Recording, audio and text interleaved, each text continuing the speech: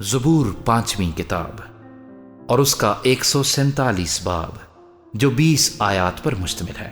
خداوند کی حمد کرو کیونکہ خدا کی مدح سرائی کرنا بھلا ہے، اس لیے کہ یہ دل پسند اور ستائش زیبا ہے۔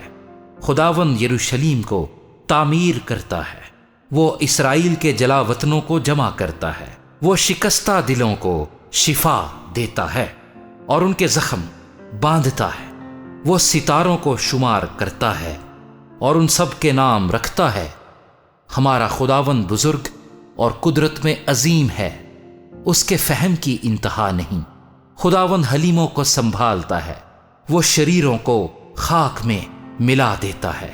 خداوند کے حضور شکر گزاری کا گیت گاؤ، ستار پر ہمارے خدا کی مدح سرائی کرو، جو آسمان کو بادلوں سے ملبس کرتا ہے، جو زمین کے لیے مین تیار کرتا ہے، جو پہاڑوں پر گھاس اگاتا ہے، جو حیوانات کو خوراک دیتا ہے اور کوے کے بچوں کو جو کائیں کائیں کرتے ہیں۔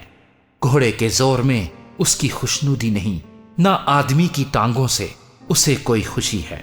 خداوند ان سے خوش ہے جو اس سے ڈرتے ہیں اور ان سے جو اس کی شفقت کے امیدوار ہیں۔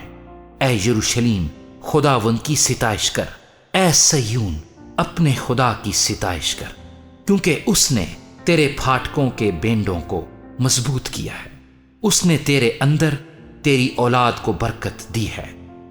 وہ تیری حدود میں امن رکھتا ہے، وہ تجھے اچھے سے اچھے گیہوں سے آسودہ کرتا ہے۔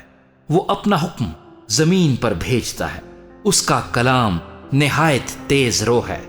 وہ برف کو اون کی مانند گراتا ہے اور پالے کو راکھ کی مانند بکھیرتا ہے۔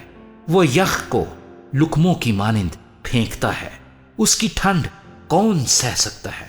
وہ اپنا کلام نازل کر کے ان کو پگھلا دیتا ہے۔